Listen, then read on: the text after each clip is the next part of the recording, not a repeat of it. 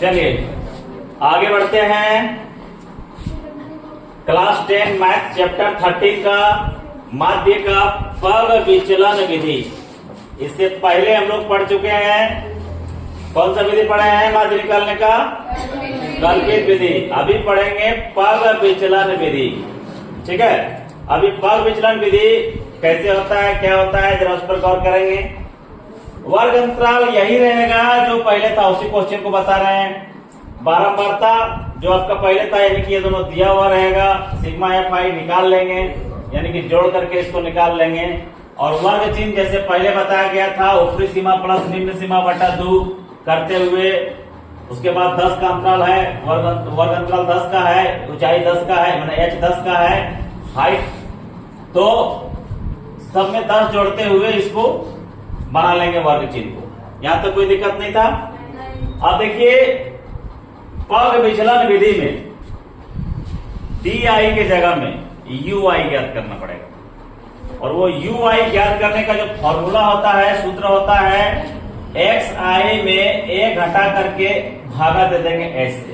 That means अगर आप D I ज्ञात कर लिए हैं, एक ही कॉलम में आपको बनाना है, तो डी आई में एच को भागा दे देना है। ये एक्स आई माइनस ए क्या है? ये डी आई तो है कि नहीं? लेकिन उतना ध्यान नहीं देना है। डी आई गोली मारिए। हम लोग पग विचलन विधि को नई तरीके से बनाएंगे और उसका फॉर्मूला होगा एक्स आई माइनस ए। एक्स आई को ए से घटा देना है और एच यानी कि ये जो वर्ग माप है, इसका जो दूरी है बीच का, उससे भागा दे देना है। तो आप देख सकते हैं कि आपका एक्स आई कितना है? तो 20 है।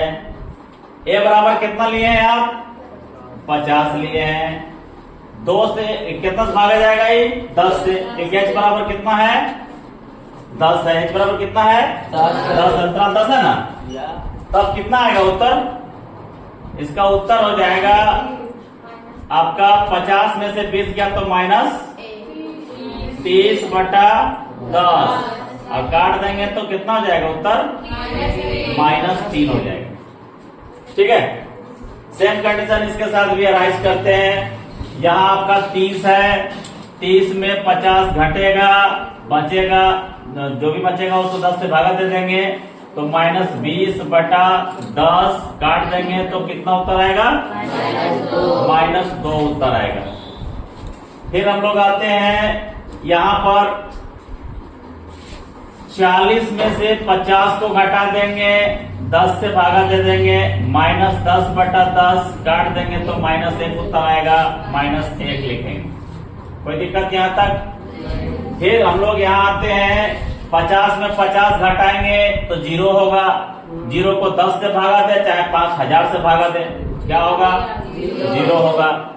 फिर आते हैं 60 में से 50 को घटाएंगे तो कितना आएगा? 10 आएगा। 10 में से 10 को भागा देंगे तो क्या होगा? 1 होगा। मतलब अब यहाँ से चलते जाएगा। फिर क्या होगा? 2 होगा। फिर क्या होगा? 3 होगा। ये था ऋणात्मक में, ये आएगा धनात्मक। कोई दिक्कत नहीं। अब आगे बढ़ेंगे थोड़ा सा। हम लोग अब निकालेंगे F I U I. F I U I, F I U I, यानी कि ये जो एफ आई है इसको हम, सॉरी, ये जो यू आई है इसको हम एफ आई से गुना कर देंगे। 6 दिया -18 मैडम, खाली 18 नहीं, ठीक है। और 2 गराइए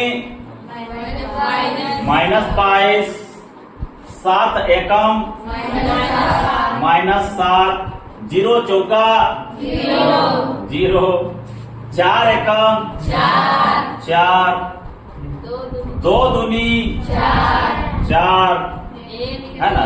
एक सारी बन गया। 4 4 आई बाहर, 3 एकम 3। अब निकालेंगे सिग्मा एफ आई यू आई।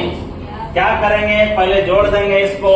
8 2 10 और 7 17 के साथ हाथ में 1, 2 और 1 3 और हाथ वाला 1 4, -47 में 4 4 8 8 8 3 11 घटा देंगे तो उत्तर आएगा। 7 में गया तो 6 और 4 में गया तो 3, -36। यहाँ आ जाएगा 36, उसमें आता 360, इसमें आया -36। ठीक है, अब क्या करेंगे, फार्मूला लगाएंगे, माध्य बराबर यानी x डैश इक्वल टू वर्ग विचलन विधि से माध्य ज्ञात करने का सूत्र होता है a plus sigma F I U I बटा sigma F I into H.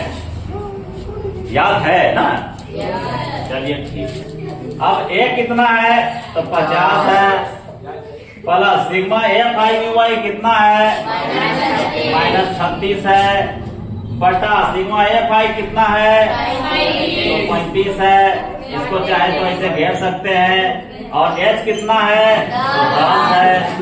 अब क्या करेंगे, तो यहां से 5 से इसको काटेंगे, 5 सत्य 35, 5 दूनी 10, 7 से तो कटेगा नहीं, आ जाएगा 50 माइनस 36 दूना 72। याद कीजिए, इससे पहले भी यही कंडीशन आया था, है ना? इसको भागा देंगे तो कितना आया था, याद कीजिए 10.29, और घटाएंगे तो वही कितना आएगा 39.71। यही था ना? हटा के देख लीजिए, है ना? वीडियो देखने वाले भी देख लीजिए, इतना सा तो अपने से कीजिए। ठीक है, समझ में आया कुछ? फिर से एक बार रिवीजन किया जाए। ये बारंबारता है, ये वर्ग अंतराल है, ये दिया रहता है प्रश्न में, वर्ग चिन्ह ज्ञात कर लिए इस सूत्र के द्वारा। ज्ञात करने के बाद 10 का अंतराल लगाते गए, बढ़ गया। फिर क्या करेंगे, वीडियो चल रहा है ना जी?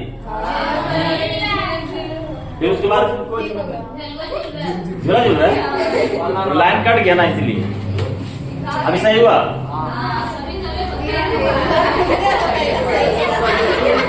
अच्छा होने तो, चलो क्या उपाय है, अब लाइन कट गया तो क्या उपाय है, इन्वर्टर में इतना ही पावर है।